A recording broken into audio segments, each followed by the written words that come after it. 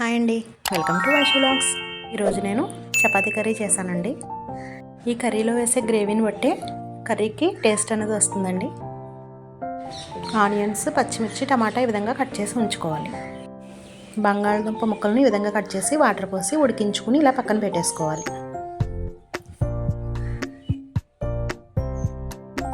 చిన్న ప్లేట్లోకి 2 బిర్యానీ ఆకు, 1 చెంచాడు ధనియాలు, 4 యాలకులు, 4 లవంగ ముక్కలు, చిన్న దాల్చిన చెక్క వేసి నూనె వేయకుండా మనం కూర వండుకున్న గిన్నెలో వేసి వేయించాలి.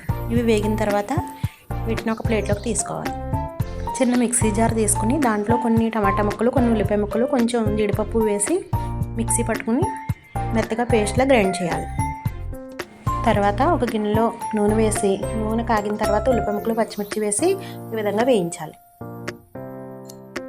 ఇవి వేగిన తర్వాత టమాటా ముక్కలను కూడా వేసి వేయించాలి.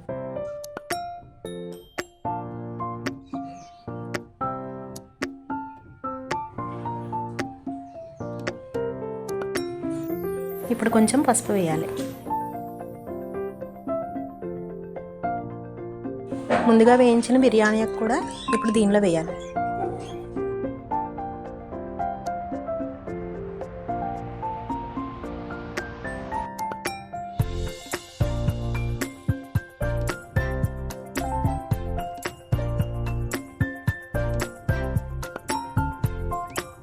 ముందుగా వేయించుకున్న మసాలా దినుసులన్నీ కూడా మిక్సీ పట్టి ఈ పొడిని ఈ కూరలో వేయాలి.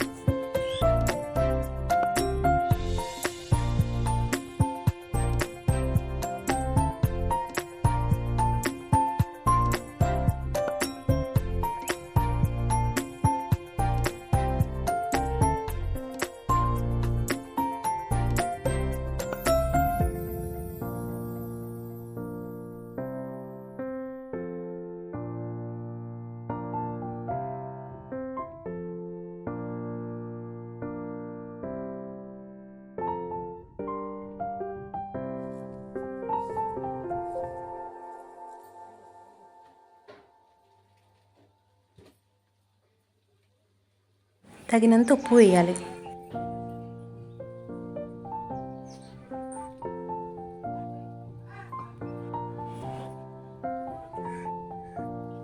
తర్వాత కొంచెంసేపు మూత పెట్టేసి ఉంచేయాలి.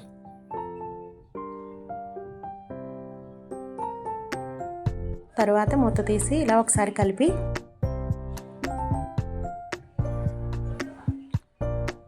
ముందుగా మనం పేస్ట్లా ఆడుకున్న గ్రేవీ ఉంది కదండి, టమాటా ముక్కలు, ఉల్లిపాయ ముక్కలు, జీడిపప్పు వేసి కొంచెం వాటర్ వేసి పేస్ట్లా ఆడుకున్న గ్రేవీ ఉంది కదా, అది దీంట్లో వేసి కలపాలి.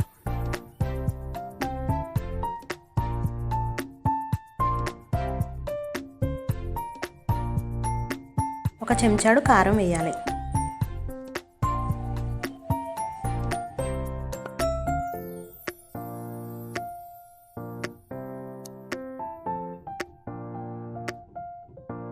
ముందుగా ఉడికించిన బంగాళదుంప ముక్కలను ఈ గ్రేవీలో వేసి ఉడికించాలి.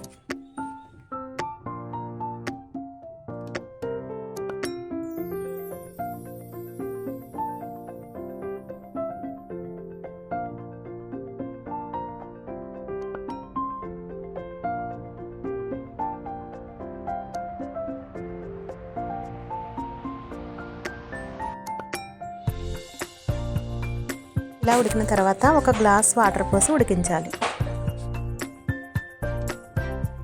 అంతేనండి, ఎంతో టేస్టీగా ఉండే చపాతీ కర్రీ రెడీ. ఈ వీడియో కనుక మీకు నచ్చినట్టయితే లైక్ చేయండి, షేర్ చేయండి, నా ఛానల్ సబ్స్క్రైబ్ చేసుకోండి. లైక్ చేయడం వల్ల ఈ వీడియో ఇంకొంతమందికి రీచ్ అవ్వడానికి అవకాశం ఉంటుంది. Thank you.